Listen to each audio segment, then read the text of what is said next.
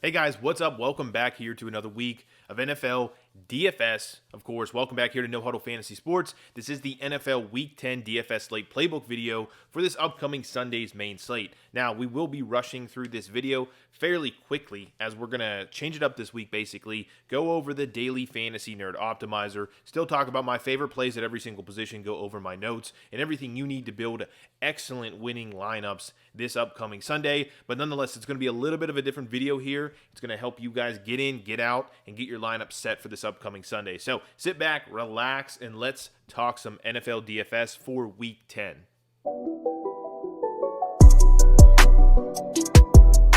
Yo, hey guys, what's up, and welcome back here to No Huddle Fantasy Sports. As always, welcome back here to the channel. Thank you for clicking on this video, clicking into the channel here. I do really appreciate it. As I mentioned in the opening of this video, we are switching it up. I'm going to help you guys get in and get out a little bit quicker today in this video as I'm publishing it pretty late. It's been a rough week for me specifically. Felt a little bit under the weather, a lot going on. So nonetheless, still did the research, still have all my notes here, just did not have all the time in the world to put together one of those more in-depth videos. But nonetheless, we will still put in the work. We'll still talk about my favorite plays, and all of this information is just the same as the other videos that we do each and every week.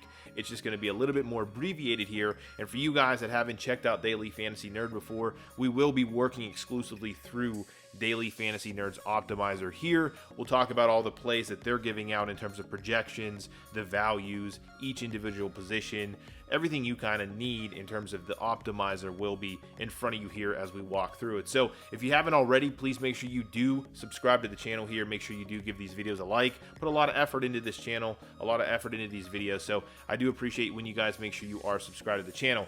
And if you have not checked out Daily Fantasy Nerd, I am using it. You're looking at it right now. We're going to breeze through it as we talk about every position. But if you haven't checked it out, I highly recommend. You can get a free trial. It's linked down in the description of this video. It's my favorite optimizer. We have been, I would say, honest to God, profitable seven out of the 10 weeks.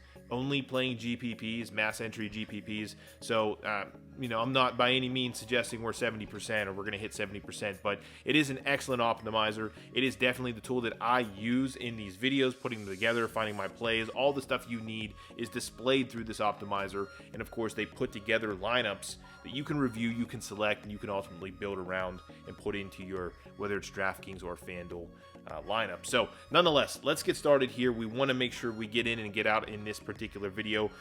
In terms of the overview of the slate, I think we have 12 total games on this particular slate, so one more than last week, but nonetheless still 12 games total. There are some weather concerns in general. I wouldn't say they're heavy. The one that I know of is Detroit playing at Pittsburgh, only because I'm familiar with the area. But in general, you can see here, Daily Fantasy Nerd has a 4% chance of rain, right? But in terms of what I know, I'm pretty sure there's a 90% chance of rain or snow tomorrow. It's looking like it's most likely going to be snow, but if it gets warm, if it gets above, 30-some degrees, more than likely it can turn to rain. So it could be a little bit of a sloppy matchup there between Detroit visiting Pittsburgh. Already a game that has a low total overall, but just something to keep aware of. In addition to that, Seattle at Green Bay. Green Bay is Green Bay. So you see here, 25% chance, likely going to be snowing in that game. Could be rain, as I mentioned, as we are still in November. This chance of snow can turn to rain, can turn ugly fairly quickly. But outside of that, we're talking about only a select handful of games here with high totals. That is the Tampa Bay at Washington, 51, over-under on that game. Atlanta at Dallas at 55. You have Minnesota at the Chargers here at 53.5. Probably my favorite game overall from an environment standpoint, and then Seattle at Green Bay at 49.5. Everything else standing below 40 here. As I mentioned, a couple of these games do stand out as pretty low. Really, those are the one that I just want to mention. I'll go back to it here is Detroit at Pittsburgh at 42.5. Both of those teams are low-scoring teams in general. You have some weather concerns. It's going to be a slower-paced game, which is something to keep an eye out for there. But let's start with the quarterback position. We're going to run through this just like we do the main videos, but we will start here with quarterbacks. And what I will do first is sort by what basically Daily Fantasy Nerd is projecting to be the highest scoring quarterback. So you're looking at Tom Brady, Josh Allen, Dak Prescott, Justin Herbert, and Aaron Rodgers in that particular order, rounding out the top 5 in terms of projections. In addition to that, what we'll do here is sort fairly quickly for value. Tom Brady still standing out number one here with a value of 3.6. Dak Prescott, Josh Allen, Carson Wentz sneaking into the top 5 in terms of value here, and then Teddy Bridgewater rounding out that top 5. Not really interested in Teddy Bridgewater. Carson Wentz is kind of interesting in my opinion, but definitely these two guys at the top are the guys that I have obviously thumbed up here liked. They're the guys that I'm most interested in this week in fantasy football, or in daily fantasy football. Now, I will start over here. We'll just sort back to projections here. But Tom Brady, definitely one of my top 2 quarterbacks on this particular slate. Early on in this week, when I start to look at the numbers, when I start to sort everything out, he stood out to me. Now, he is returning to the slate. He's likely going to be a popular option. He's a guy you're going to want to double stack simply because he doesn't give you anything on the ground in terms of running. But Tom Brady, the Tampa Bay Bucks, the big thing here is, regardless of if they're favorites, and they are favorites here, you can see they are 10-point favorites playing on the road in Washington with a 30.8 projection in terms of an implied team total. That's what we're keying in on, is that 30.8.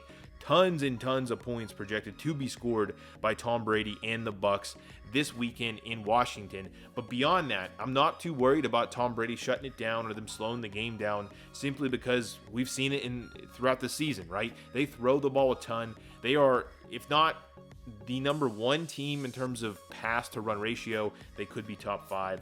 But nonetheless, some of the quick numbers here, why I like Tom Brady. As I mentioned, really high total on this game at 51.5. They're projected over 30 points. It's a really excellent number. In terms of pace, this is, I wouldn't say it's a slow pace, but it's a relatively good pace for offenses in general. He has a huge pass blocking advantage this week overall. But beyond that, it's the matchup, right, in addition to everything I had just mentioned. So Washington's defense has been really, really bad this year. In terms of fantasy points per game given up to the position, quarterbacks 32nd overall in football, so dead last for Washington. Passing yards per game, 32. They're dead last in football. In terms of pass DVOA, 31st overall in football. In terms of coverage by Pro Football Focus, they are 30th overall in football. So overall, just a bottom 2 team in terms of coverage, in terms of their secondary. The only thing they do have, they still have a top 5 pass rush, but Tom Brady has been excellent against the rush this year. So Tom Brady standing out as one of my favorite plays. The other guy I want to mention here is Dak Prescott. Now, Dak Prescott is on the cover of my video. He is the guy that stood out to me early on this week, and definitely still is on my radar to play this week. Now, he didn't play, obviously, in week 8, or he had that injury. He came back in week 9, didn't put up a dud, but Dallas put up a dud.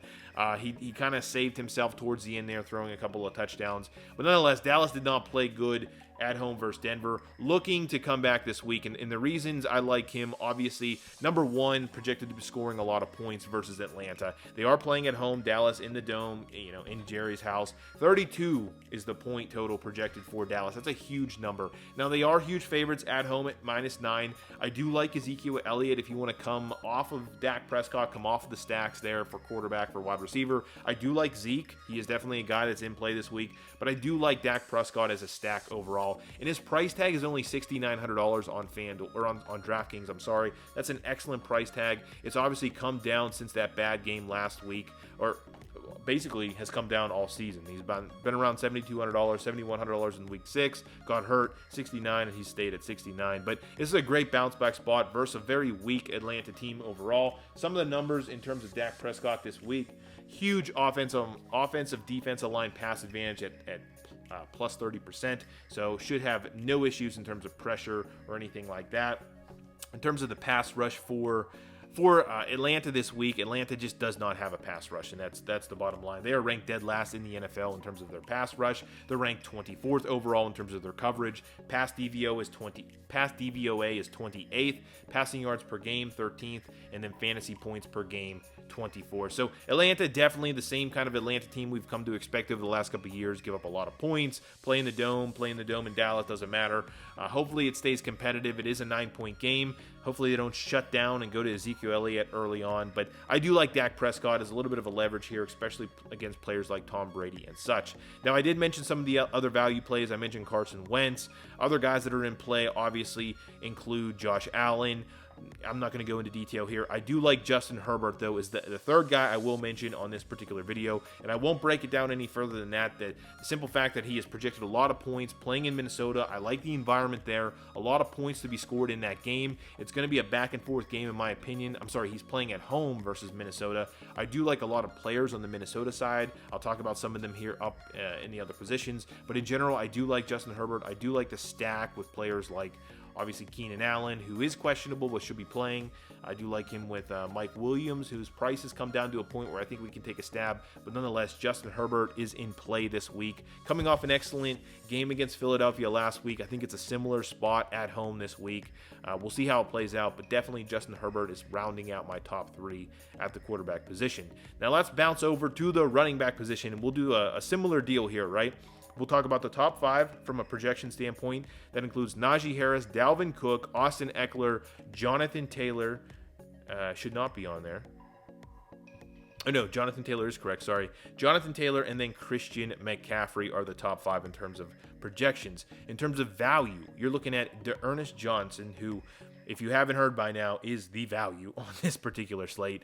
Mark Ingram, Najee Harris, Austin Eckler, and then Leonard Fournette. And if you guys don't know what value is, it's simply taking the price tag, the salary of the player, and then utilizing the projected points for them. It's coming up with a number here. You can see 3.5 for D'Ernest Johnson, meaning he has projected a lot of points for his low salary. So guys that are projected a lot of points might still be cost prohibitive, might not be a value, for example, because their price tag is too high. So you always want to consider who's a value, who's not a value, things like that. But let's start here and start talking about breaking down some of my favorite backs. I have 5 listed here. The guys that I am interested in talking to you guys about include Dalvin Cook, Najee Harris, Ezekiel Elliott, D'Ernest Johnson, and Mark Ingram. I'll start with the values because I think that's the easiest part. Obviously, Johnson is in play this week for Cleveland. You have a lot of injuries for Cleveland, and you have a lot of COVID issues now, talking about Nick Chubb in particular, and then you have the injury with Kareem Hunt, who is not back. So basically, Johnson is the only guy left in town for Cleveland, playing on the road in New England. It is a tough defense, typically against the run, New England, Bill Belichick, things like that, but I still think you can take advantage of the price tag here, and that's really what you're doing. He is so cheap. He's $4,700 here on DraftKings, as you can see, but if you go back to Denver, which is week 7, when everyone was out and he was the only dog in house, he had 22 attempts, 146 yards as playing at home versus Denver, had a couple of targets, couple of receptions. The good thing is he does get targets out of the backfield. He doesn't get a lot. Not a lot of the backs outside of Hunt do for this particular Cleveland team, but nonetheless, he is the only guy. He should be playing all 3 downs. Playing again versus New England. It's a tight game at only a 2-point spread right now. Cleveland not projected a lot of points, but again, this is a value play. That's what we're doing here. The other guy that I think is a great value this week, I haven't heard a lot of people talk about him, but it's Mark Ingram. And you're a little bit cheaper even at $4,500 for New Orleans, but $4,500, $200 cheaper than Johnson here. And Mark Ingram, if you haven't heard, has been traded back to New Orleans. He's very close to setting the New Orleans all-time rushing record. Now he has a chance to do that. But nonetheless, what's happening here, you can see in week 9 was his first week with New Orleans. I believe it was his first week. If not, please correct me. But you can see he had a decent day, right? He had 9 rushes for 43 yards, 5 targets, 5 receptions, 21 yards, including a red zone attempt.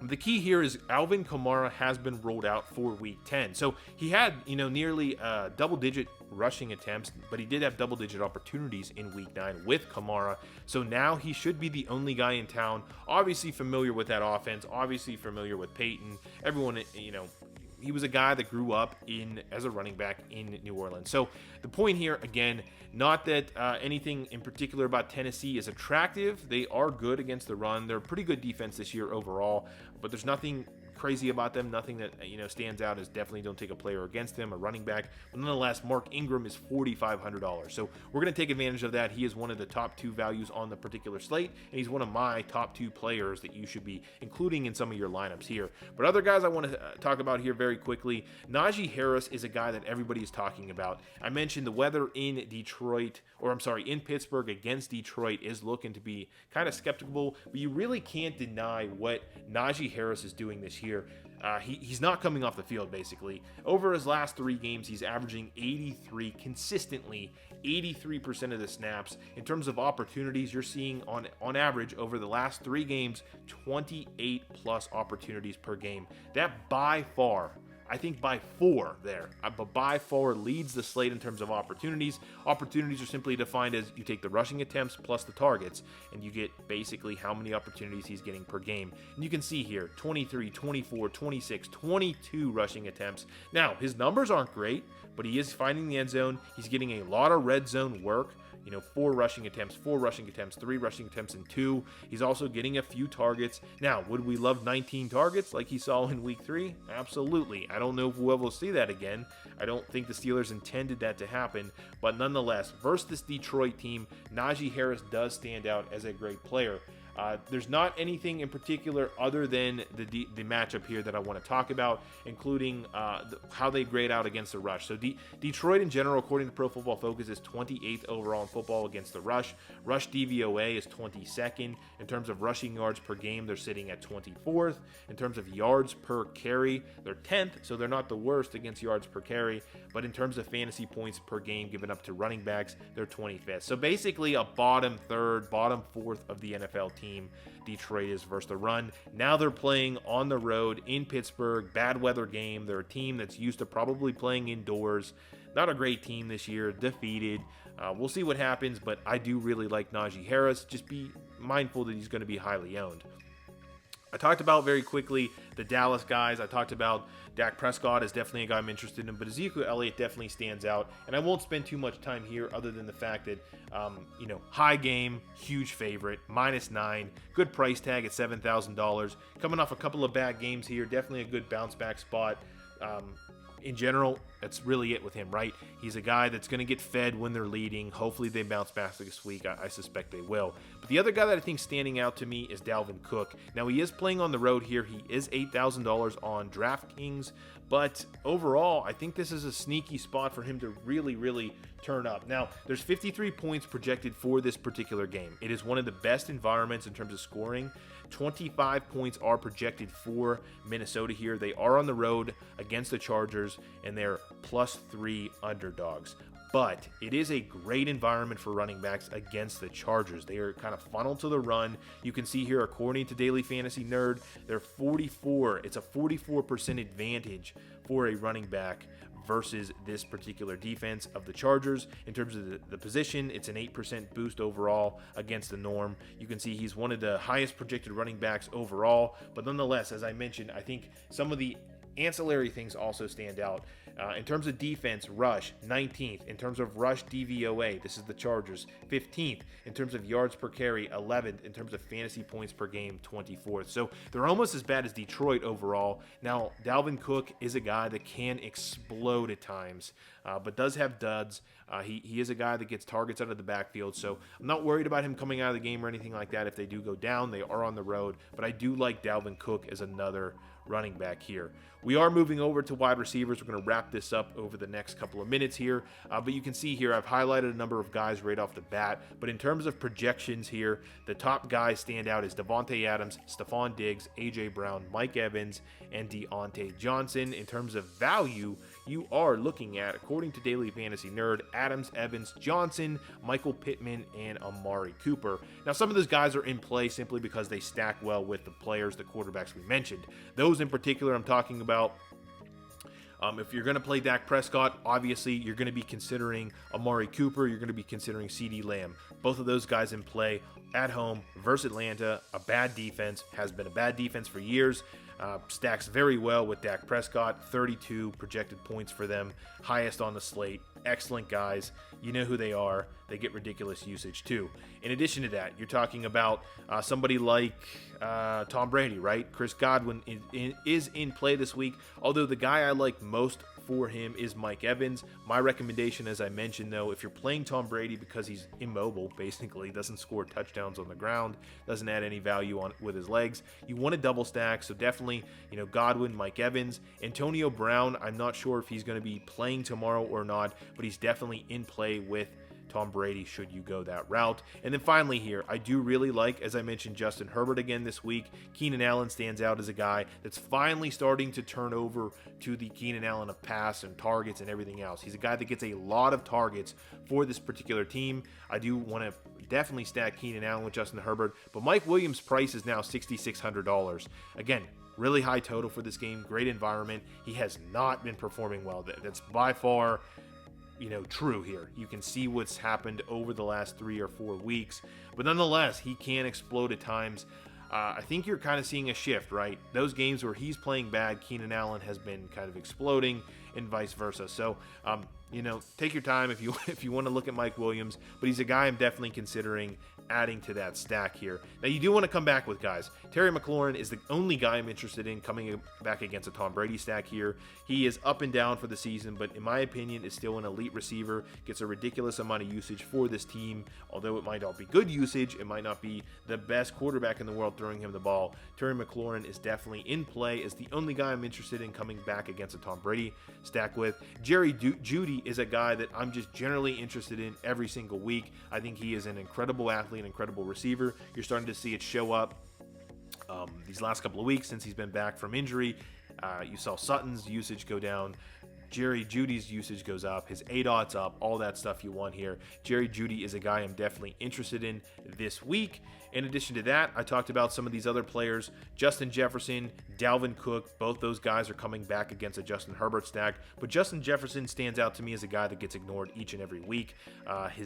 Again, kind of up and down this week. The big thing with him, his offensive coordinator and his head coach have come out and said they got to find ways to get Justin Jefferson the ball more. So you want to take advantage of that when when somebody says that. This could be the week. This should be a great environment in terms of scoring. I do really, really like Justin Jefferson this week. Probably my favorite wide receiver outside of a stacked receiver is Justin Jefferson. But some other guys very quickly I will mention to you. DK Metcalf. We now have Russell Wilson back on this slate. Good news for anybody that has a wide receiver named DK Metcalf or Tyler Lockett. So, in my opinion, I believe DK is back in play with Russell Wilson at the helm here. And his price tag's good at $6,800. Take advantage of that while you can. They're playing on the road here in Detroit. And then, in terms of Detroit, Davante Adams. We should see Aaron Rodgers back this week. Nonetheless, even with Jordan Love, he saw 14 targets last week. So Davante Adams is Davante Adams. You don't need much of an explanation here. He's expensive. He's $7,900, but nonetheless is one of the best receivers in the NFL, regardless of who's playing quarterback. Hopefully, obviously, we have Aaron Rodgers this week, but they are playing at home. They are playing Seattle. Seattle has been a team to get attacked at times pretty aggressively through the air, so I should have full expectations of Davante Adams going off this week. Those, of course, are the guys I will mention. There's a million, right? This is a great week for wide receivers. I can't break them all down for you. We'd be here all night. But those guys are of interest to me. And then last but not least here, tight ends. So I believe Pat Freiermuth is still too inexpensive here at $3,900. Everybody's dead in terms of wide receivers and tight ends. Ebron's out, Claypool's out, Juju's out for the Steelers. This guy continues to produce 7.76 in terms of targets. I think this is what you can expect, honestly. His numbers are good, and he's $3,900. So definitely a value tight end there that you can put into your lineups. I love value tight ends. I think you got to take advantage of value somewhere. You go him, you go Mark Ingram, you go Johnson, and you can fit a Tom Brady stack, and you can come back with the players you want. Kyle Pitts is the guy I'm interested in coming back against Dallas with, that Dak Prescott stack. Kyle Pitts is expensive for a tight end. He is up and down this year, but there's really no one else besides maybe Cordell Patterson that I would consider playing from Atlanta right now with Calvin Ridley sitting out. But nonetheless, Kyle Pitts is the guy you definitely want to consider coming back against your stacks with. Dallas Goedert, just keep playing him. His target percentages right now are like 40+% for this Philadelphia team since Zach Ertz left. Now, will that maintain? Probably not, but for his price tag, you can play that each and every week, and he's going to blow up at some point here and score some touchdowns. Hunter Henry, the only reason I mentioned him is because, A, his price tag here, he has been getting a good amount of red zone targets, albeit not a lot of targets. He has done a lot with the receptions he's gotten, but I do want to mention that Cleveland historically has struggled versus tight ends. Not all tight ends. You can't just plug and play a tight end versus them. But when you have a team that utilizes the tight end or a good athletic tight end, someone like that, Cleveland has been, damaged basically across the middle by tight ends. So I do like Hunter Henry as a guy that stands out to me. But that's really it. I feel like I wanted to spend 10 minutes talking to you guys, probably still spent 25 minutes, but hopefully this is helpful to you guys. Hopefully you enjoy it. You can kind of see where my mind is this week. All my notes kind of got plugged into this particular video. Again, hopefully you guys find this useful. If you haven't already, please make sure you check out Daily Fantasy Nerd. They are a great supporter of the channel. They are a great optimizer. I've used them for many, many years before I even started making videos, and I highly, highly recommend. You guys got to see exactly what it is here. It's very useful, very helpful as you set lineups. Besides that, please do make sure you are subscribed to the channel, give these videos a like, help support the channel here at No Huddle Fantasy Sports. I do really appreciate it. Besides that, I appreciate you guys being here. I wish you the best of luck in week 10, and with that, I'm out.